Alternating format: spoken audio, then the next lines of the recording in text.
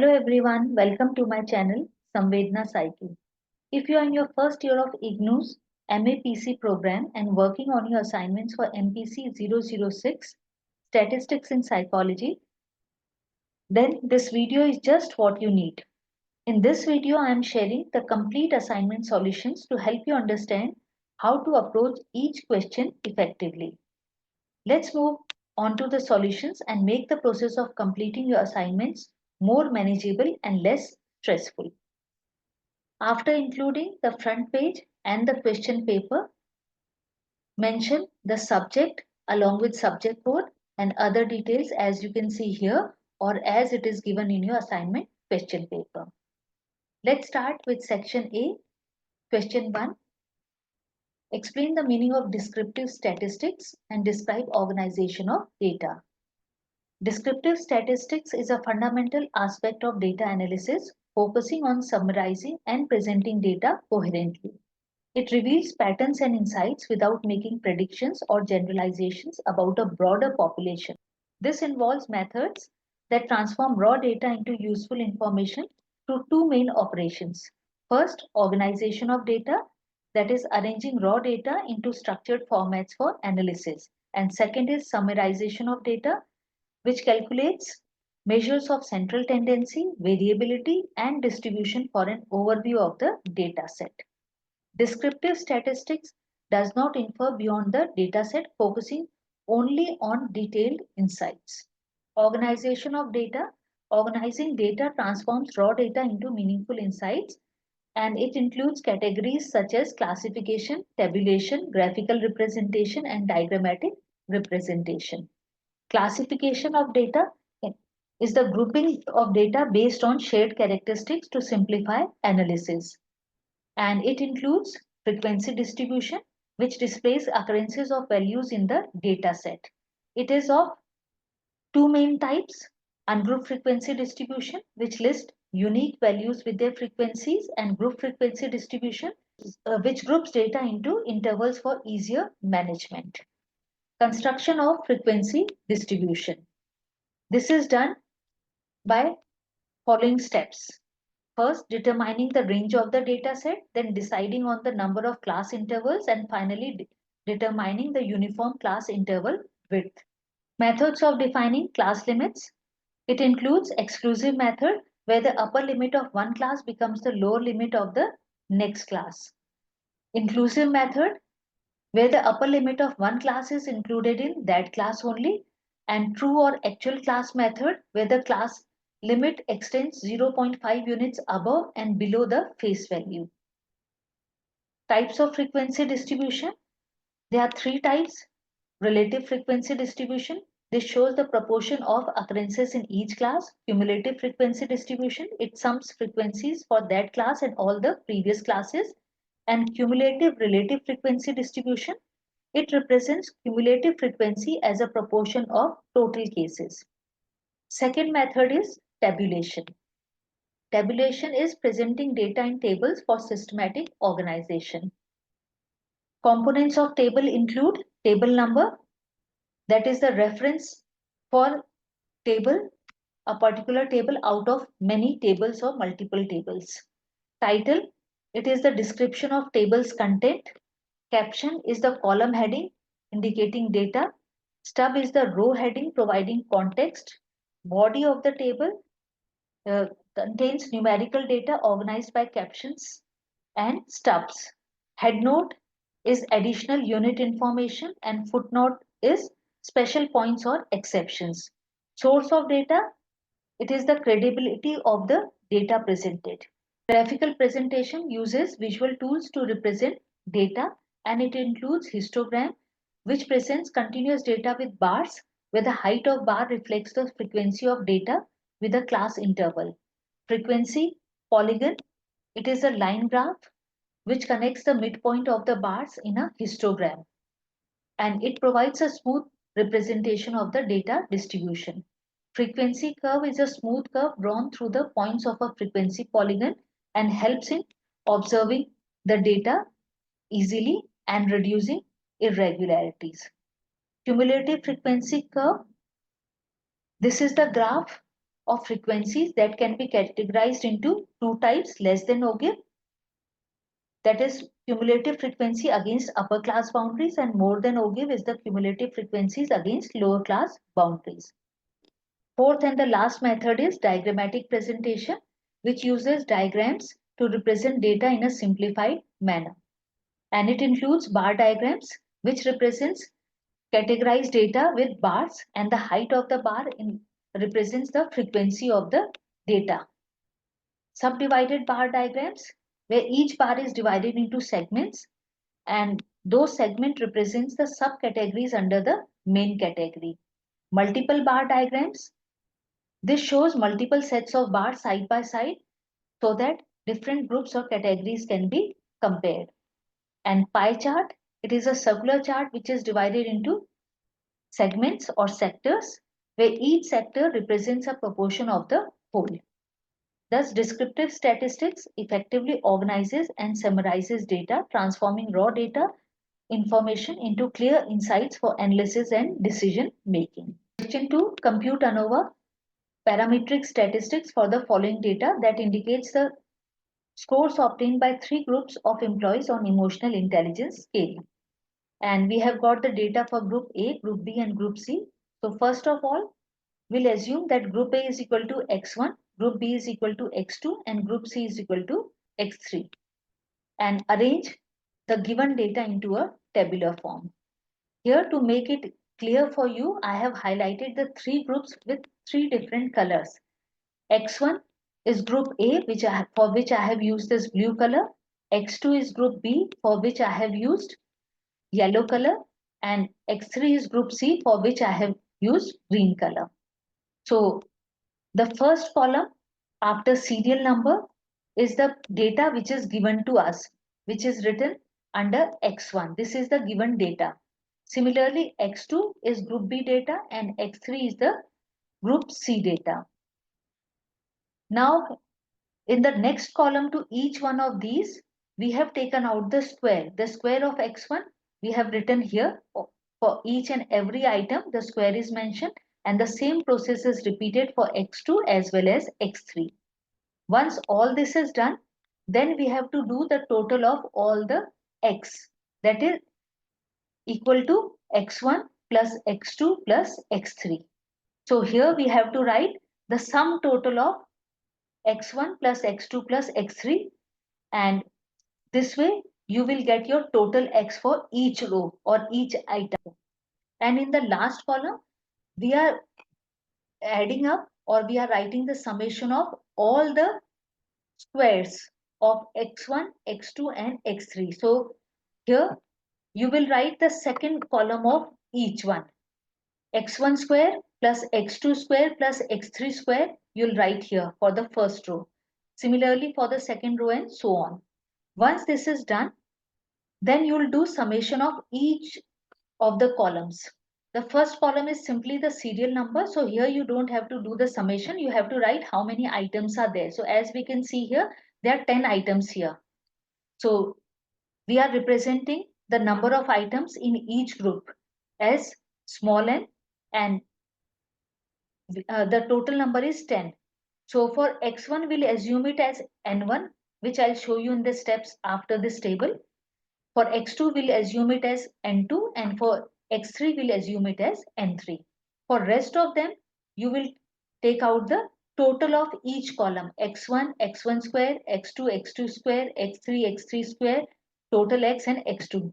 As you can see, here I have done for each and every column. Now, after this, you have to write in detail the steps. What I have told you in the table, the same thing you have to write in detail and calculate. This I have already told you. Here n is the number of items in each group. In x1, we are assuming it as n1. In x2, it is n2. And in x3, we are assuming it as n3. So each one has 10 items. So n1, n2, and n3 are equal to 10. Each one is equal to 10. And capital N is the total number of observation, not in one group, including all the three groups. So there are three groups, each one with 10 items, so total becomes 30. So our first step will be to find out the correction term, the formula for which is Cx is equal to sigma x square upon capital N. Or you can write, because sigma x, which we have calculated here, it is equal to sigma x1, x2, x3 whole square upon N1 plus N2 plus N3. So either you can calculate with this or this, it's up to you.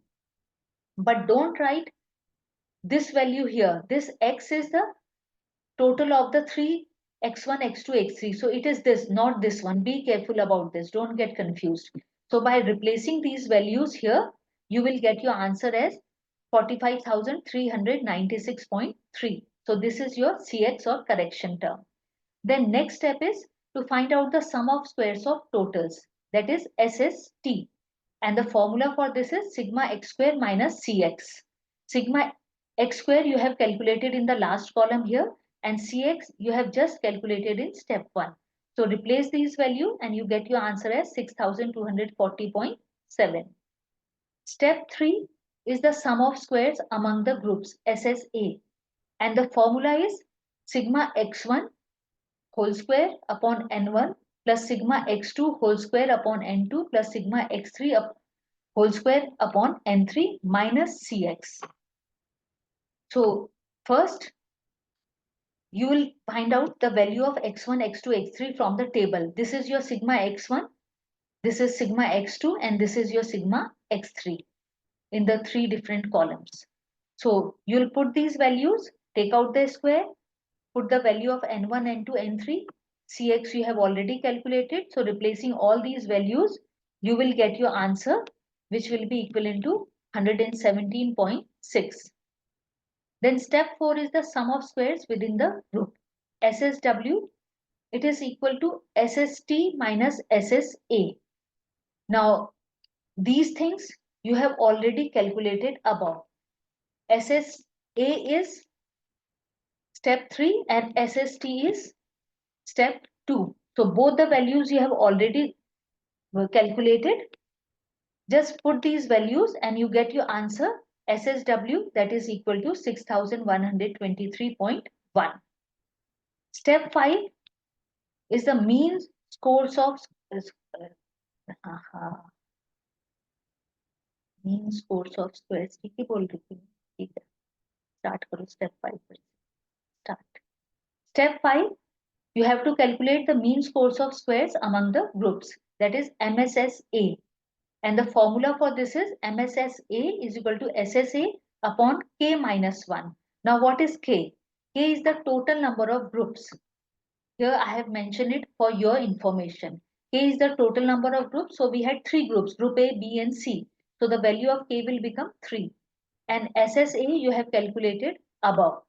That is 117.6. So put these value and you get your answer as 58.8. And step 6 is to calculate mean sum of squares within the groups MSSW. MSSW is equal to SSW upon N minus K. SSW you have calculated in step 4. And N you already know, that is 30. K you have just calculated in the previous step. You know now it is 3. So put these values and you get an answer as 226.78. Now after this is your final step, that is calculation of F ratio. For that we have to draw this table, which is known as F ratio table. Here most of the data which is entered, that you have already calculated. You just have to copy it here. And only you have to calculate the F ratio using that. Source of variation. The source of variation is either among the groups or within the groups. And next is sum of squares. Sum of squares among the group and within the group. DF is degree of freedom. For among the groups we calculated with K minus 1. And for within groups we calculated with N minus K. Mean sum of squares among the group you have already calculated above in step 5, and mean sum of squares within group you have calculated in step 6. So all these things you have already calculated. Now finally you have to calculate F ratio. It is equivalent to MSSA upon MSSW. You have already calculated MSSA and MSSW. So put these values and you get your F ratio as 0.259. So your answer will become F ratio is equal to 0.259. Question 3. Discuss divergence in normality with the help of suitable diagram and describe the factors causing divergence in normal distribution. Discuss how divergence in normality is measured. And here, don't forget to add diagram as I have mentioned here along with the question. Divergence in normality refers to deviations from the ideal symmetrical bell-shaped curve of a normal distribution where the mean, median, and mode coincide at the center. Real-world data often diverges from this pattern, exhibiting characteristics such as skewness and kurtosis that alter the shape and symmetry of the distribution. Types of divergence in normality, there are two main types, skewness and kurtosis. Skewness indicates the asymmetry in data distribution and it is of two types, negative skewness. Here the data mostly clusters towards the higher end with a tail extending towards the lower end. Higher end is the positive side and lower end is the negative side. And median is typically higher than the mean and it can be seen, for example, a test where most students perform well but only a few scored significantly lower. And positive skewness, here the distributions have most data points concentrated towards the lower end and the tail extends towards the higher end. And the mean also exceeds the median and it can be seen in certain difficult tests where most of the students do not perform well except a few one. Then second type of divergence is kurtosis. Kurtosis measures the peakedness of a distribution compared to a normal distribution. That is whether distribution's peak is narrow or flatter as compared to normal one. And it is of two types, leptokurtosis. Leptokurtic distribution is more peaked than the normal distribution and the data is tightly clustered around the mean and the tail is longer indicating more extreme values. Platykurtotic distribution, here the peak is flatter as compared to the normal distribution and the data is more evenly spread across the range and the tails are shorter which suggests that there are only a few extreme values. Then factors causing divergence in normal distribution. There are several factors which contribute to the divergence including sample selection bias. Bias sample selection can lead to skewness as in a sample predominantly consisting of high achievers. Inappropriate testing instruments. Poorly constructed tests can produce non-normal distributions such as extremely difficult tests leading to positive skewness. Nature of the trait being measured. Certain traits like interest, attitude or specific medical conditions may inherently show skewness or kurtosis depending upon the population being studied. Errors in test administration. Mistakes during administration can introduce divergence which impacts specific groups disproportionately. Measuring divergence in normality. Divergence can be measured using various methods. First, we'll see how skewness can be measured. It can be measured by observation method or statistical method. In observation method, a visual inspection of histogram or the frequency polygon can reveal the direction of the skewness.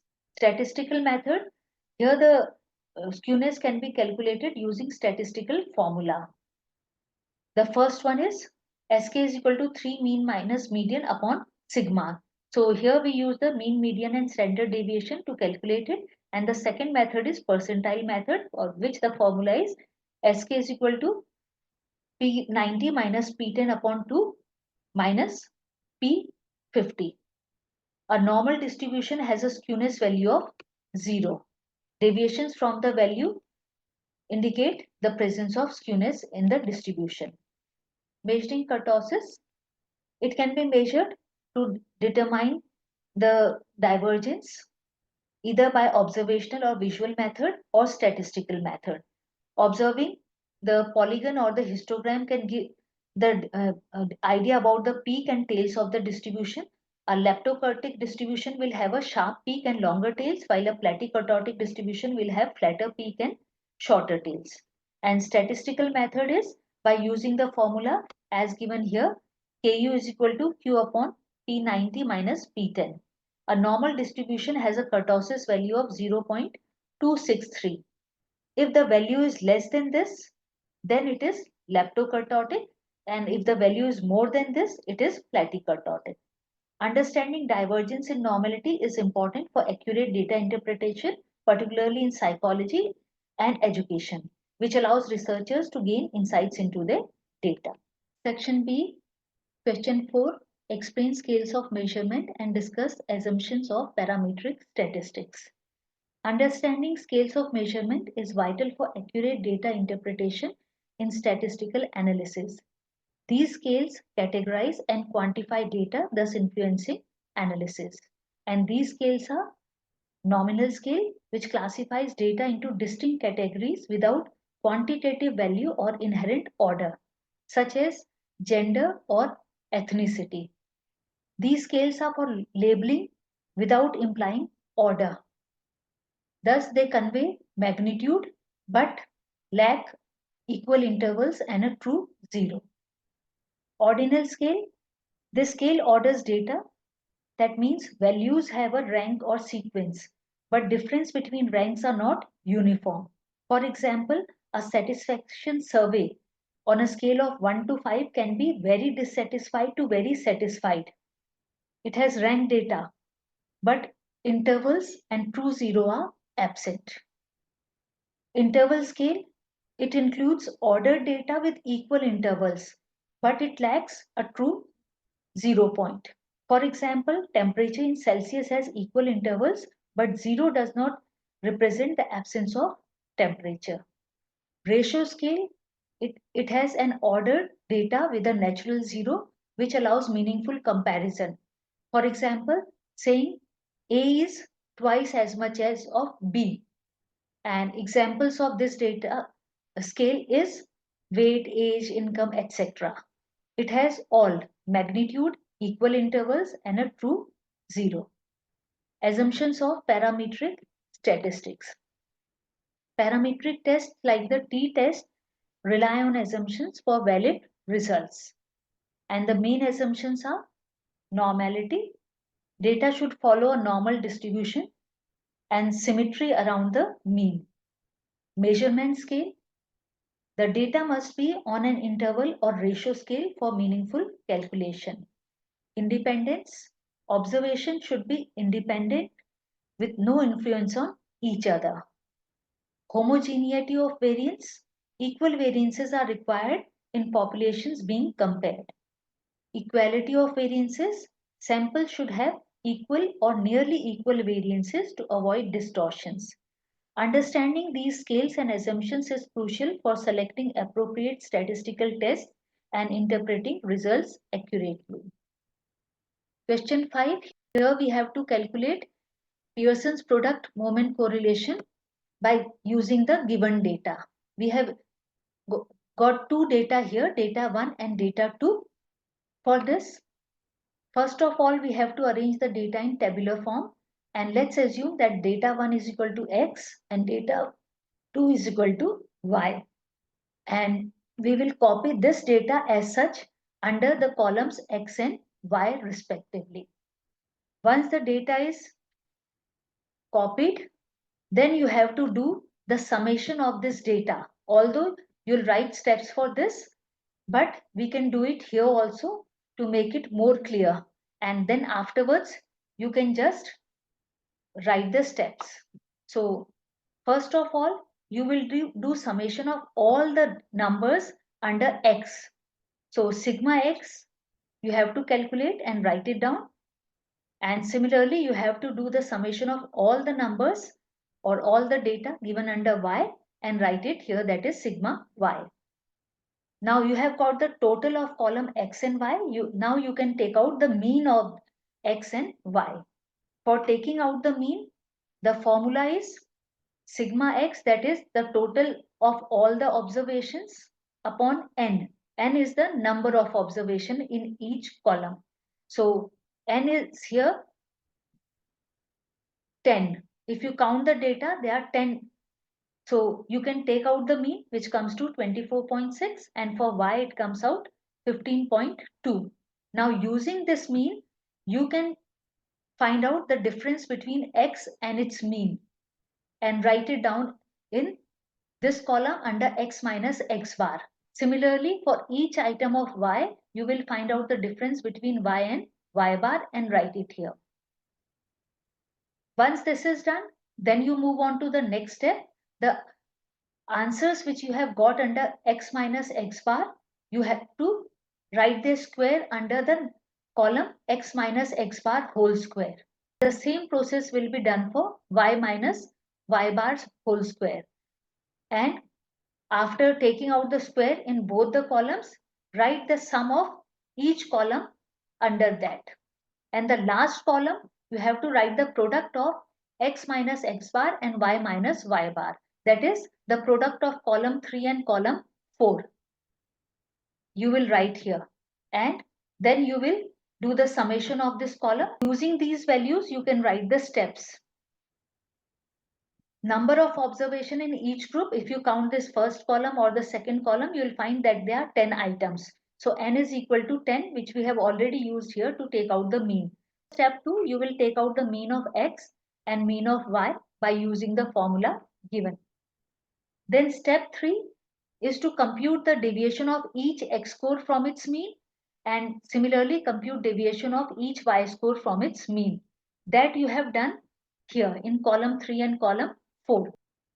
In step 4, we are writing what exactly we have done in column 5 and 6.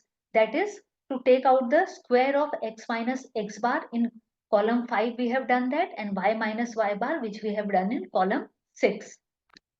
In step 5, it's calculating the sum of columns X minus X square and Y minus Y square. In step 6, we are calculating the standard deviation of columns X minus X bar whole square and Y minus Y bar whole square by dividing it the number of observations. So you have already calculated X minus X bar whole square here and Y minus Y bar whole square here under column 5 and 6. So just divide it by the number of observation in each. The number of observation in each is 10. So by using this formula, calculate this, you will get standard deviation of X as 1.49 and for Y it will be 3.81. And then step 7, here you have to calculate the product of column X minus X bar and Y minus Y bar in the last column, and then compute the sum of column as done in the table. That is about the 7th column in the table. Finally, we'll compute Pearson's product moment correlation by using the formula as shown here. R is equal to sigma X minus X bar into Y minus Y bar upon N Sx into Sy. So by putting this value, when you calculate, you get your answer. Your Pearson's product correlation coefficient R is equal to 0.472. The Pearson's product moment correlation R is equal to 0.472 indicates a moderate positive correlation between the two data sets because the answer is in positive. That is why it is a moderate positive correlation. Question 6. With the help of t-test, find if significant difference exists between the scores obtained on achievement motivation scale by male and female students. So we have scores of males and female students in the question, and they have asked you to find out the significant difference. So first of all, we have to write down the null and alternative hypothesis because here we have to finally write in the answer whether the difference is there or not. So null hypothesis will state that there is no significant difference between the scores of male and female students on the achievement motivational scale. And alternative hypothesis will state that there is significant difference between the scores of male and female students on achievement motivation scale. So first of all, we have to make the table, and for this we have to assume that male score is equal to X and female score is equal to Y. And we will arrange this data in a tabular form. The data given for male students we have assumed as X, which we'll write under column X of the table. And for females, we will write it under column Y of the table. Once all the data is written for both of them, we will do the sum total of all the scores at the bottom of each column. Sigma X comes to 598 and sigma Y comes to 713. Using this sum total, we can take out the mean for X and Y. Mean of X will be sigma X upon N, where N is the number of observation. Total number is 15 here. So 598 divided by 15 gives 39.86. And mean of Y, that is Y bar, will be 713 divided by 15, which will come to 47.53. Now we can write the next column of the table, that is deviation between X and its mean. X we have got under column X, mean we have just calculated. So by putting these values, find out deviation between each score and its mean for X. And the same process will be done for finding out the deviation between Y and the mean of Y. After calculating all the deviations, we have to write the square of these deviations in the next column. That is, for X minus X bar whole square, we will write in column 3, and for Y minus Y bar whole square, we will write in column 6. After calculating the square of all the deviations for X and Y both, we will write the sum total of column X minus X bar whole square at the bottom of that column, and for Y minus Y bar whole square at the bottom of that particular column. After writing the sum total of column X minus X bar whole square and Y minus Y bar whole square, we will write the steps of solving this problem.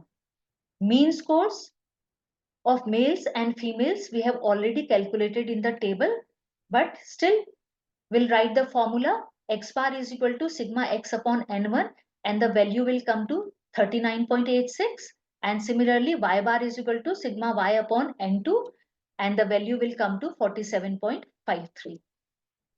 To calculate the standard deviation for males, the formula is Sx is equal to under root sigma X minus X bar whole square upon N1 minus 1. And when we put the values for these, which we have already calculated above, it comes to 14.60. Standard deviation for female score, Sy is equal to under root sigma Y minus Y bar whole square upon N2 minus 1. And by putting the values, we get the answer as 13.78. Step 3, here we calculate the t value, the formula for which is X bar minus Y bar upon under root of whole, that is Sx square upon N1 plus Sy square upon N2. And by putting the value, we get the answer as t is equal to 1.51. In step 4, we calculate the degree of freedom and critical value. For calculating degree of freedom, the formula is N1 plus N2 minus 2. So we know the values of N1 and N2. So the degree of freedom here will become 28. And as no significance level is given to us here to check the t table, that's why we'll assume it at 0.05 significance level. So when we check the two-tailed critical value of t at 0.05 significance level and 28 degree of freedom, it comes to 2.05. Our calculated value of t is 1.51 and tabulated or the table value or critical value is 2.05. As the calculated value is less than the table value, it means at 0.05 significance level, we cannot reject the null hypothesis. Thus, there is no significant difference between the scores of male and female students on the achievement motivation scale. Question 7. Describe point-biserial correlation and phi coefficient. Point-biserial correlation measures the relationship between one dichotomous variable and one continuous variable. Dichotomous variables have two distinct values, such as gender, which may have the values as male or female, while continuous variables can take a range of value like the test scores. There can be different test scores or various test scores. So to assess the correlationship between gender, which we can code as 0 and 1, male as 0 and female as 1, and exam scores. The point biserial correlation quantifies this relationship. The point biserial correlation is calculated similarly to Pearson's correlation coefficient, but the difference is Pearson's correlation coefficient is used for continuous variables, and this is used for one dichotomous and one continuous variable. And the formula, as you can see here, it is given where M1 is the mean of the continuous variable of one group and M0 is the mean of the continuous variable for the other group. S is the standard deviation of the continuous variable. P0 and P1 are the proportions of the two groups in the dichotomous variable, and N is the total number of observation. The value of point biserial correlation ranges from -1 to +1, where +1 indicates a very strong positive correlation and -1 indicates a very strong negative correlation. For example, if the answer of point biserial correlation comes as 0.386 between male and female genders, we can say there is a moderate positive relationship between the two genders. Phi coefficient measures association between two variables when both variables are dichotomous or binary. For example, to examine the correlationship between gender and property ownership. Gender can be male and female, so it is dichotomous again, and property ownership can also be either somebody may be an owner or may not be an owner. We can calculate the phi coefficient by the given formula, as you can see here, where N11 is the number of cases where both variables are 1, N00 is the number of cases where both variables are 0, N10 is the number of cases where the first variable is 1 and the second variable is 0, and N01 is the number of cases where the first variable is 0 and the second variable is 1.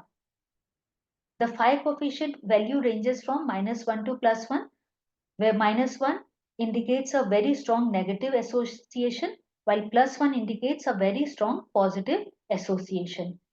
For example, a value of -0.465 suggests a moderate negative association between two variables.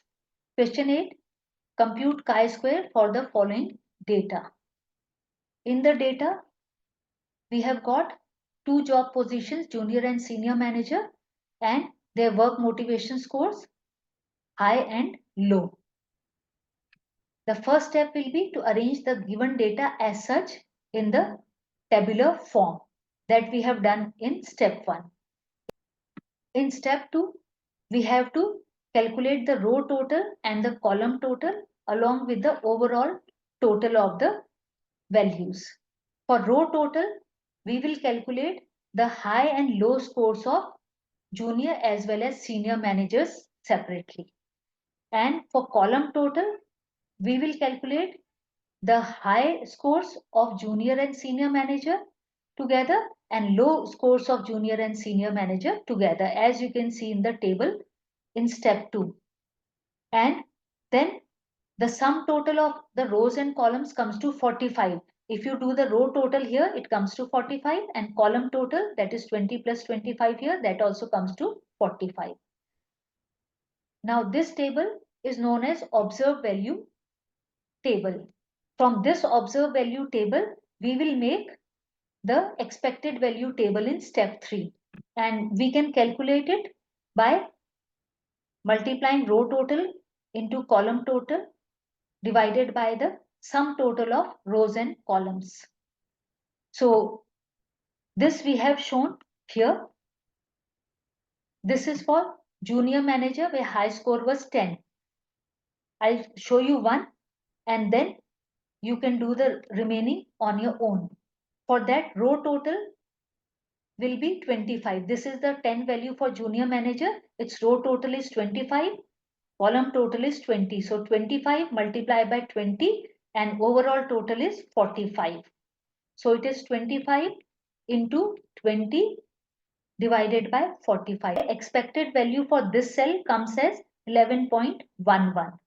Similarly, you will do for all the remaining cells, and this will prepare your expected value table. In step 4, we have to calculate the difference between the observed value and the expected value. Observed value we have in step 2, expected value we have calculated in step 3. And then you have to calculate the chi-square for each value. In step 5, we will calculate the chi-square value for each cell individually in this column, proceeding one cell at a time. And then we will sum up the total of this column that will give us the final answer for chi-square. So observed frequency minus expected frequency. Observed frequency was given to us, which we arranged in the table form. Then expected frequency we calculated. So we have got these data.